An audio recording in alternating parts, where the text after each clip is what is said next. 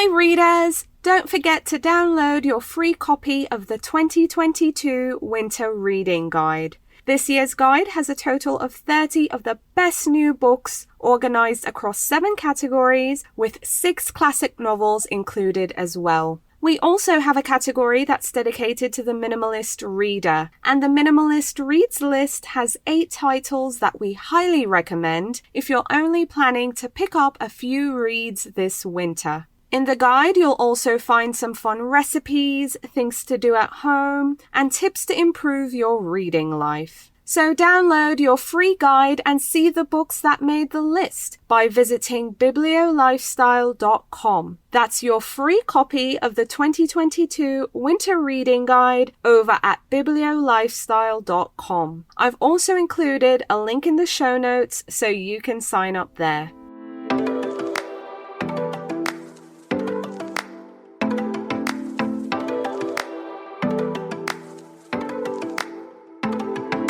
Welcome to The Reader's Couch, a podcast that brings you lively conversations with some of your favorite authors and bookish personalities.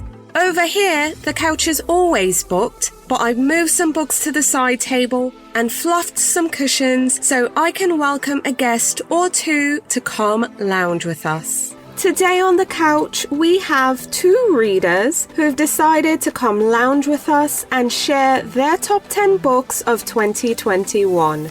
In part 1 of our 6-part Top 10 Books of 2021 series is Kim Brock, the bookstagrammer behind the account Novel Sister on Instagram, and Dee Baker, she's the creator behind the account Words and Ciphers, also on Instagram. So stay tuned to discover and learn more about the books that made their top 10 list. This holiday season, gift outside the lines with the 50 Shades as Told by Christian trilogy box set by E.L. James.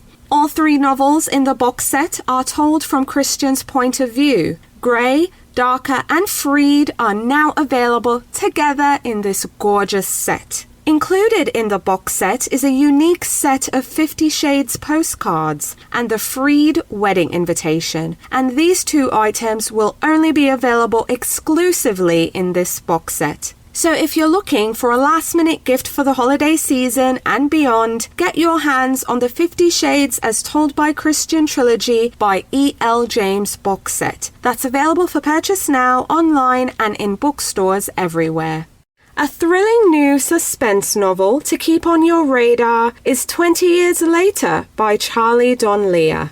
In the novel, we meet Avery Mason, the host of a highly rated true crime TV show entitled American Events. So when Avery discovers that a 9/11 victim's DNA was identified as the woman accused of killing her lover, she is determined to uncover the truth behind the gruesome murder and use it to negotiate a more lucrative TV network contract. But the twisted puzzle of the murdered best-selling author and his lover is just the beginning. Avery has her own secret past she's desperate to keep hidden from both the network executives and her television audience. 20 Years Later by Charlie Donlea is being published by Kensington Books, and it's a thrilling, suspenseful novel of betrayal, sex, and murder you really don't want to miss. Hi readers, welcome again to The Reader's Couch. I'm your host, Victoria Wood, and here on the couch with me is Kim Brock. She's the bookstagrammer behind the account Novel Sister on Instagram, and she loves all things related to books, Funko Pops, and French fries. Yum! Please welcome to the couch, Kim. Hey, Kim. Hey, everyone. Hey. How are you? So happy to have you here. I'm good. Really excited to have you here. Can't wait to hear about your books. But I want you to introduce yourself to listeners first. Okay. Well, I'm Kim. I am from Cincinnati, Ohio. By day, I am a book buyer for a local independent bookstore. So my life is surrounded by books. And then my hobby with the bookstagram. So I'm just books all day long. I've been in Cincinnati my whole life. And I'm just happy to share books with people. You can follow me on Instagram. My handle is Novel Sister, and that's Novel, Sistah. And I have a blog called Novel Sister Reads the World. I don't update it a whole lot, but if I'm super excited about something, I put it out there. And it's at novelsister.blogspot.com. So that's where you can find me. Books all day, bookseller by day, bookstagrammer in the free time. I love it. So, Kim, I want to hear about your top 10 books for 2021. I mean, I know it's super hard. You know, we read so much books. I mean, even for you, being a bookseller by day too, as well, being a book buyer.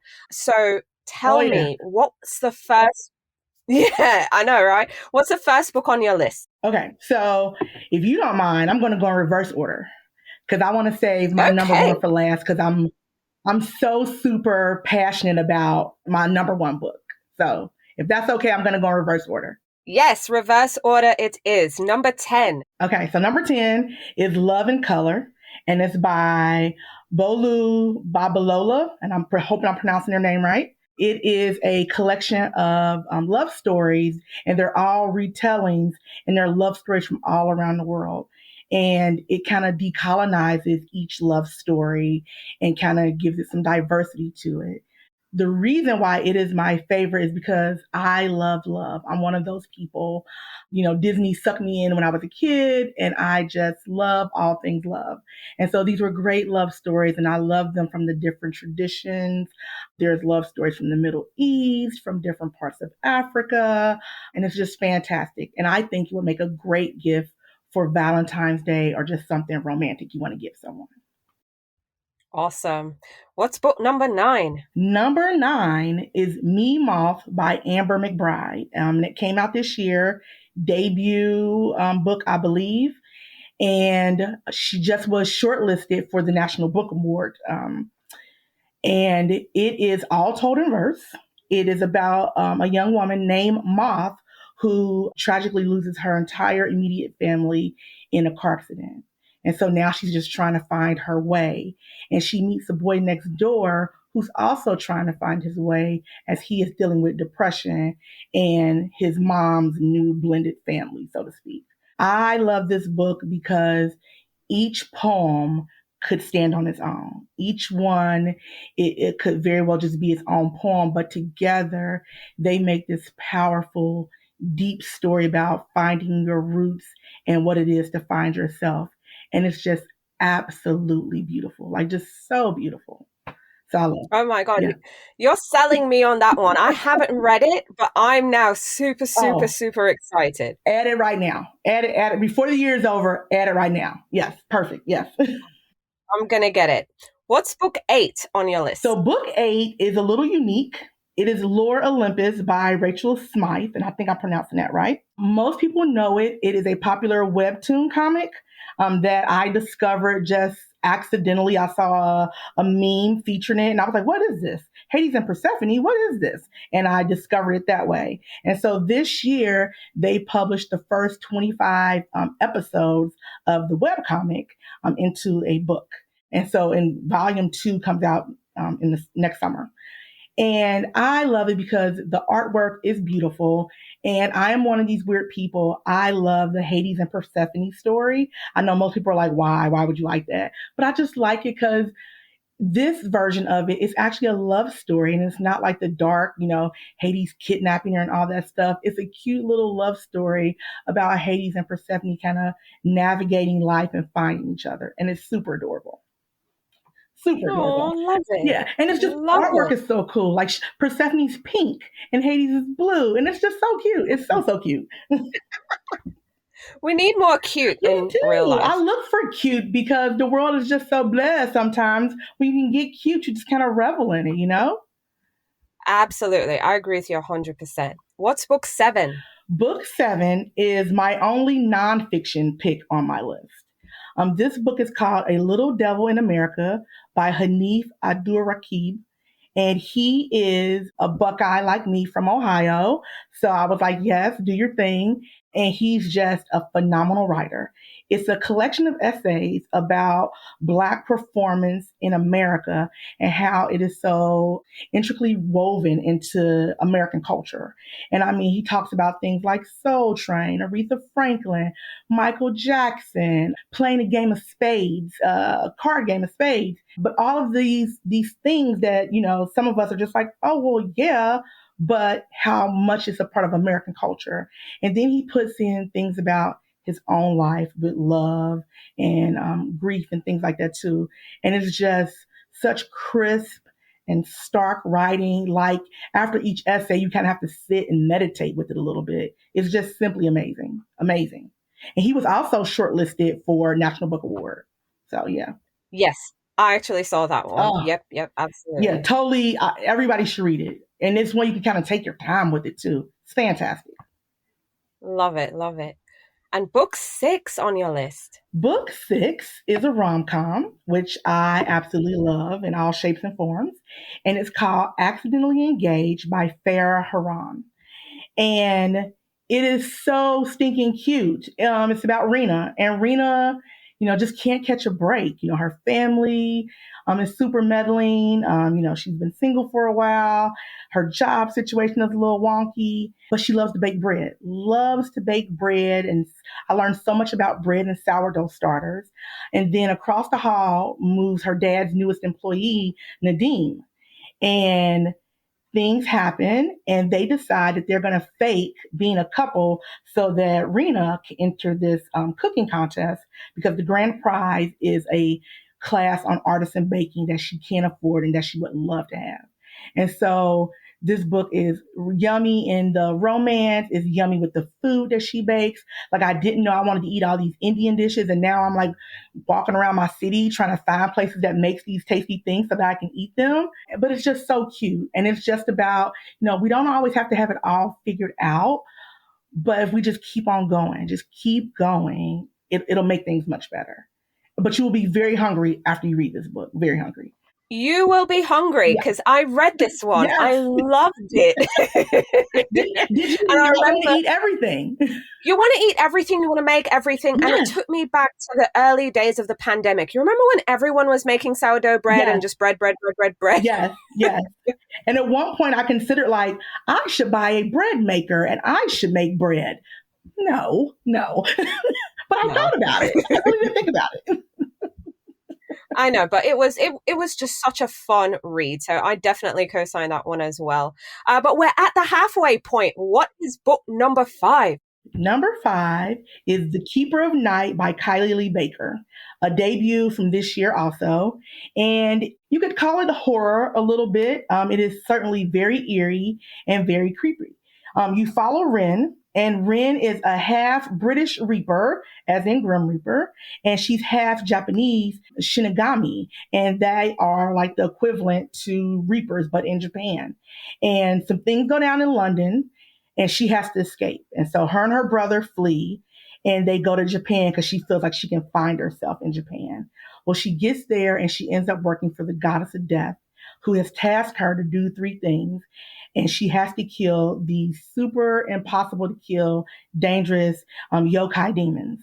And can I just tell you, this is super creepy.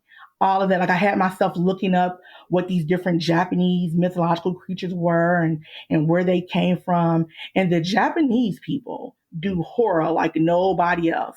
It is fantastic. And I'm not even a horror person, but you get wrapped up in this world and you're rooting for Ren, then you're not rooting for Ren, then you're rooting for Ren. It's fantastic. And the ending, you're just like, shut the front door. Shut the front door on all of this. It is fantastic. Fantastic. Wow. Okay. See, now you sold me on this one. It's fantastic. Seriously. Yeah. Wow. What's book 4 on the list? So book 4 is Lore by Alexandra Bracken. She's written some other things before, a couple series, but I believe this one's going to be a standalone. And it is based in mythology. And in this, it's kind of like an urban fantasy. And in this, every 7 years, the 9 Greek gods are forced to walk to Earth as mortals. And they get hunted by descendants of ancient bloodlines of Greek heroes like Hercules and Jason, Perseus, all those people. And they can capture the gods. And if they kill the gods, they assume the power and become that god, so to speak. And Lore, years ago, her family was killed. And so she walked away from this world. She's like, I don't want anything to do with it. But now the person who killed her family, and this is not giving anything away, has ascended to power. And she is getting sucked back into this world. This book is very gritty, very dark, but it's all the things you like about mythology and magic. And there's action, and there's romance, and there's representation. I just love this book. It was so gritty. And for me, it's categorized as YA, but certainly, it's a great crossover book. I think adults who like fantasy, who like mythology will dig this book 100%. It's wonderful. Awesome. Book 3. Book 3. This was tough. My top 3 really are probably all number 1 in my heart, but I had to separate them some kind of way. So number 3 is The Gilded Ones by Namina Forner. And I don't know if you've read this or not yet, but it also was wonderful. You meet Deka, and she's 16 years old, and she's very anxious about this blood ceremony that happens in her village every year. And you want your blood to run red, because if it runs gold, then that means you're impure. And guess what color Deka's blood is? And so now she's freaked out. And she's like, oh no. And the villagers instantly turn on her. Her father walks away from her. It's all like chaos. But then someone comes and said, hey, you can stay here, or I can take you away to go fight in the army for the emperor, and you will not have to deal with this insanity anymore. And she was like, okay, no more craziness here. Let me get out of here. And it is not what you think.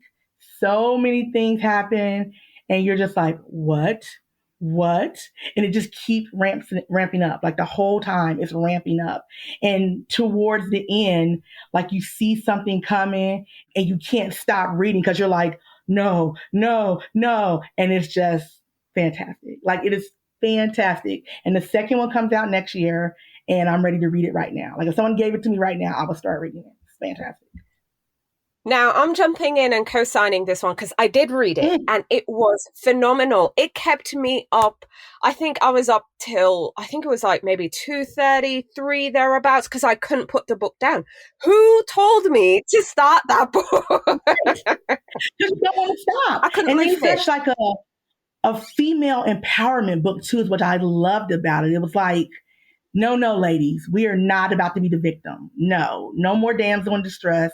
We're going to have our own narrative. We're going to create our own story. And I was like, yes, I'm here for all of that. All of it. 100%. I'm here for it too. So we're in the top 3. What's book 2? Because I know it's tight here. Yes. So book 2 is a debut by Natasha Bowen called Skin of the Sea. And I fell in love with this book because it was about Black mermaids. And my whole life, I never knew about Black mermaids. I mean, heck, when I was a kid, it was a whole big thing. Don't get your hair wet because, then we got to deal with all of that. So, so Black mermaids, I was like, well, yes. And yes. So we meet Simi, who's a Mamiwata, and that's a mermaid. And she collects the souls of the people who die at sea. And in this point in the book, it's during the slave trade. So these are slaves who fall overboard or are thrown overboard, who decide to take their own lives and jump overboard. And she collects their souls and she guides them home, so to speak.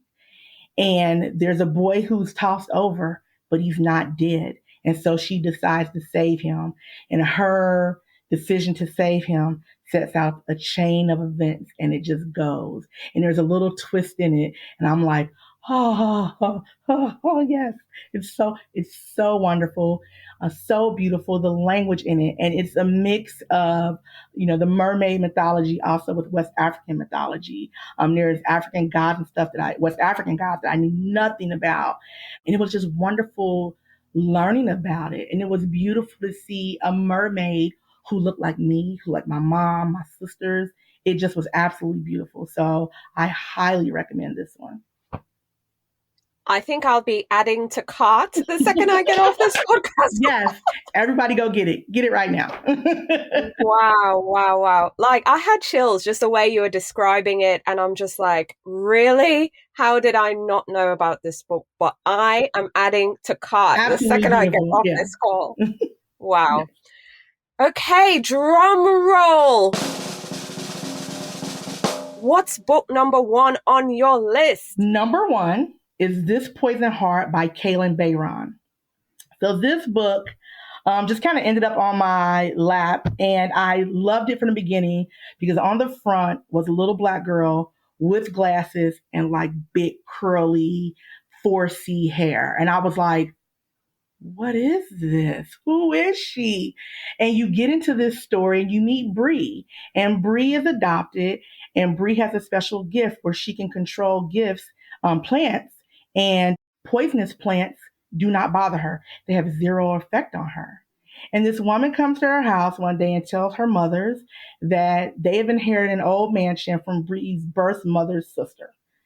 And they're like, you know what? We need to change. Let's get out of Brooklyn and let's go up here. And so they go to this house. It's like a little rundown mansion, but there's a poison garden in it that Bree takes care of. And that kind of unfolds the story. And there's a lot of Greek mythology in it. You meet Hecate and Medea, and Jason's involved in it. And there's this long line of Greek mythology mixed with this African-American little girl. And it's amazing. There's a whole lot of tension in it because you're like, something's off, but you can't figure out what's off, but you know something's not right. And when she's working with the poisonous plants and making all these different things, there's strangers coming to the house. She doesn't know what the strangers are. It is fantastic. I love this book. I ride for this book. I just recently got the second one in the mail as an advanced reader, and I dropped everything and started reading the second one, and it picks right up.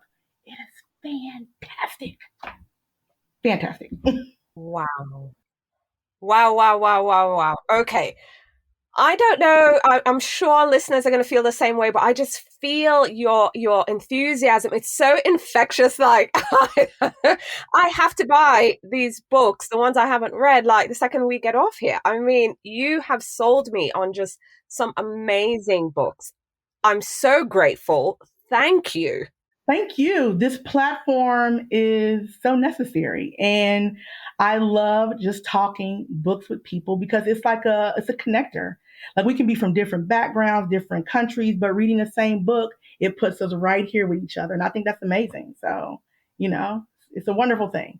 Love books. Absolutely. Absolutely. We love books. Kim, thank you so much for coming on the show and sharing all these amazing book recommendations. I really appreciate it. Thank you for having me. Here to join us on the couch and share her top 10 books of 2021 is Dee Baker. She's the creator behind the account Words and Ciphers over on Instagram and TikTok, and she describes herself as an all-around book lover and urban scholar. Please welcome to the couch, Dee Baker. Hey, Dee. Hi, Victoria. How are you? I'm doing good. Really excited to have you here on the show. Can't wait to hear about your books. Yes. I am excited to be here. Haven't done a lot of interviews online, maybe 1 or 2 this summer with some other Bookstagrammers. So this is really, really exciting for me. And so I am, for everybody out there, I'm Dee Baker. I have a Bookstagram page called Words and Ciphers. And I'm also just started TikTok with the same name, Words and Ciphers. Yay, awesome. So Dee, I'm really excited to hear about the books you've been reading this year, and especially the ones that made your top 10. Let's start from 10. We're starting from 10. Okay, so what's book 10 on your list? Book number 10 on my list will be, is Erotic Stories for Punjabi Widows. It's by Bali Kaur Jaswal. And I really enjoyed this book. This book was actually a sleeper. I picked it up just because of the title, actually.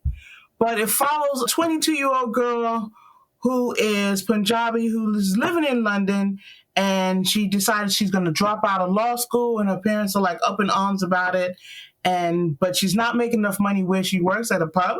So she decides to do a teaching tutoring job at the Punjabi community center, right? So then she starts teaching. She's thinking she's going to teach English to some people, and she ends up teaching erotic story writing to some elderly Punjabi women, and it gets hilarious.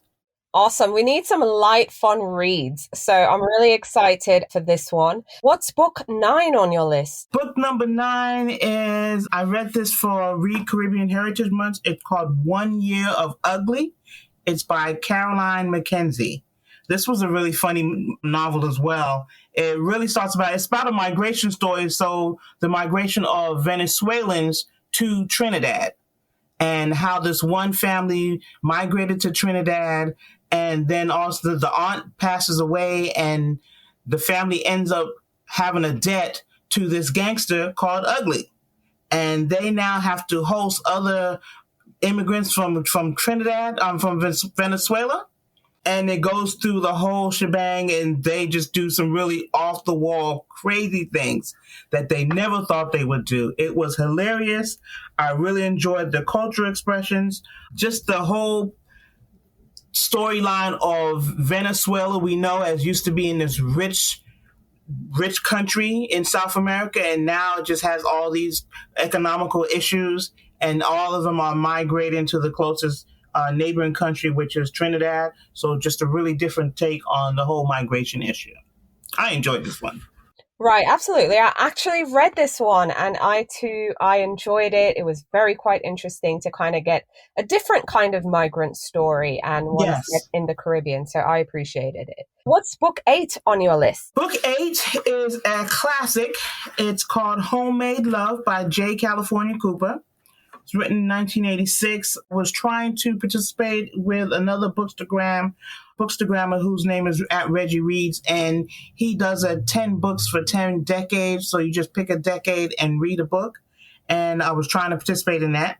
So this one is a classic Black fiction. It's a short story collection. It's her second book, and it's just a whole bunch of love stories and about relationships and family and understanding that everything, the grass is not greener on the other side, right?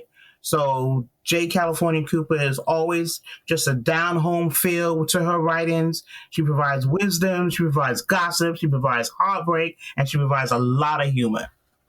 Right, absolutely. Book 7. Book 7 is called The Undertakers. It's book 2 of a series by Nicole Glover. It's a murder and magic series. The first one was The Conductor. This is the first one I read. I didn't read The Conductor. But it's a historical fantasy fiction novel where this couple they practice magic. And they also have a funeral service.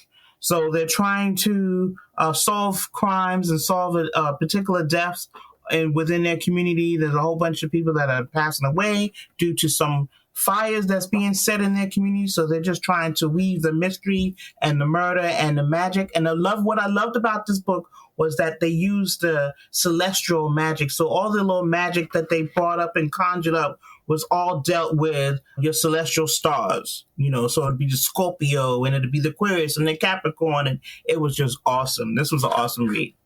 Now, I'm super interested in that one just based on your description. So I will be adding to cart. What's book 6 on your list?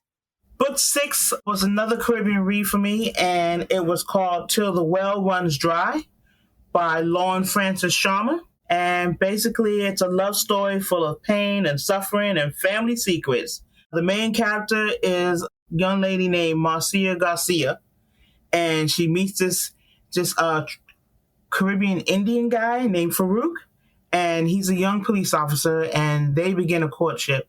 She ends up getting pregnant, but of course, when he introduces to the parents, they're like, "Oh, no way, Jose, she's way beneath you. What are you doing?" And he listens to the parents, and their relationship becomes really toxic, but they continue having kids. And it's just all about her struggles of trying to raise the kids, and she's doing the whole migrating to the United States to work and get money. And it was really a heartfelt story. And it was, being with Caribbean parents and having a Caribbean background, you kind of understand and relate to just the struggle and the hard work that your families go. They work in 2-3 jobs and trying to get it together and save money and just have everything for their family. It was really good. Wow. Okay, another one I'm adding to my list. Super excited to hear about that one. Book 5, we're at the halfway point. Halfway point. Woohoo! So this one, number 5, is called In the Palace of Flowers. It's by Victoria Princewell, and it's a historical fiction. And it's based off of true novels, true information, based off of truth. It was she found a journal of an Abyssinian slave girl in the 1890s in Iran. And they were working on the court. So she recreates this life of this Abyssinian slave girl in the 1890s in the palace. And just it just really delved into the whole class system in the palace. It dealt from concubines to eunuchs to slaves of the prince's wives to slaves who worked in the market. It was really, really interesting.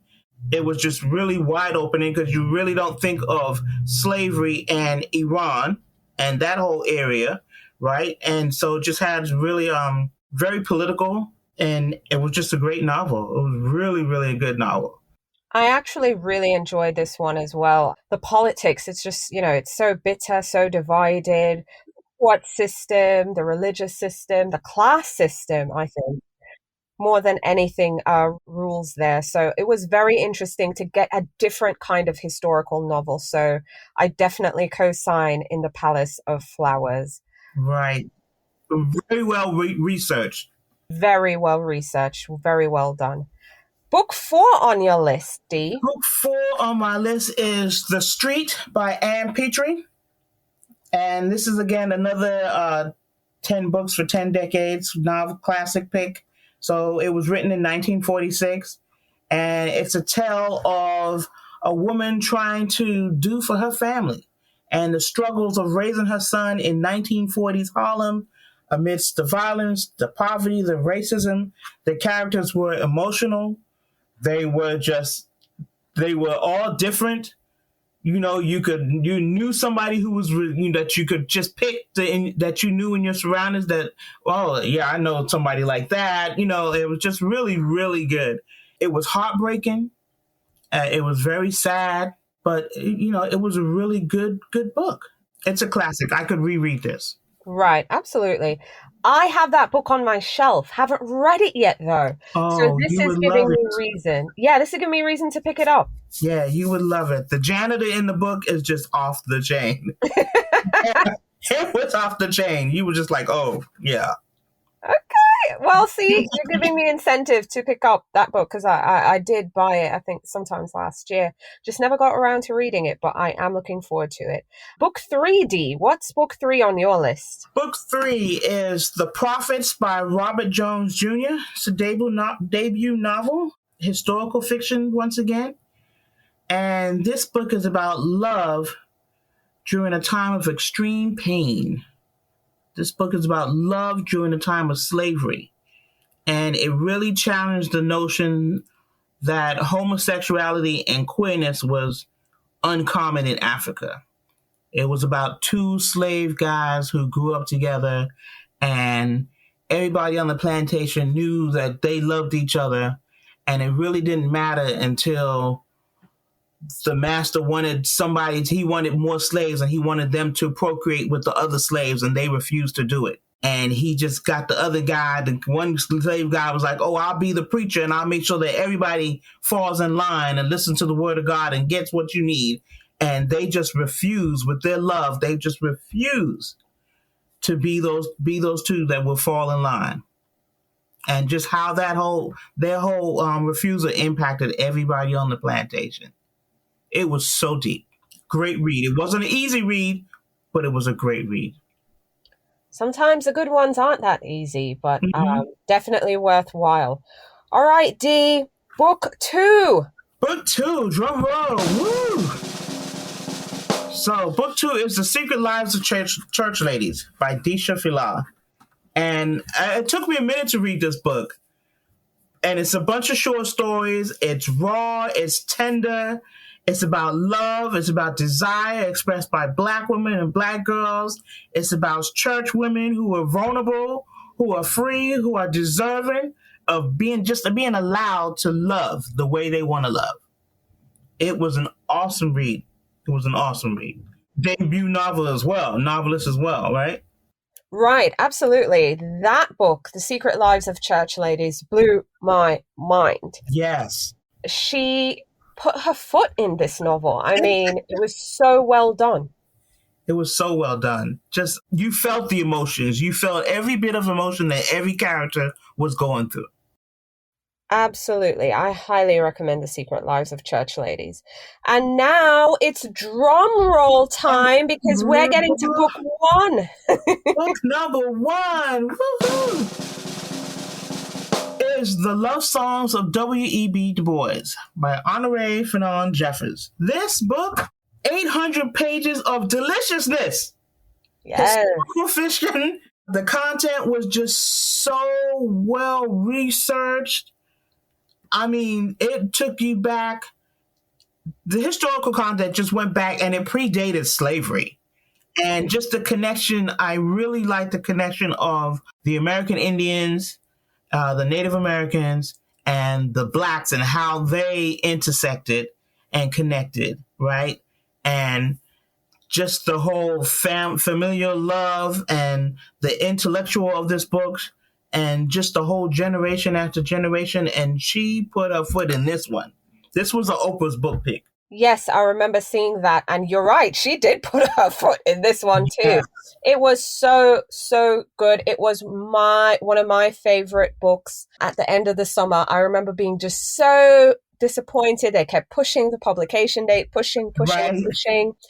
But it made its way the end of the summer, and that was my top historical read. It was so, so good. It was so good. Just the history of it was, because I'm really a history buff too, and the history of it just took you back to things you didn't even know. You were taking notes reading this book. You had to. Absolutely. Dee, I mean, I don't even know how to thank you, but I just want to say thank you so much for coming on and sharing your top 10 reads. I mean, I really, really appreciate it. And I hope readers will, check Dee out. She's on Instagram, Words and Ciphers. She's also new, but she's on TikTok as well. And most importantly, I really hope you pick up one or all 10 of her reads. Yes, please do. Victoria, thank you so much for inviting me. I really enjoyed this. Thank you so much.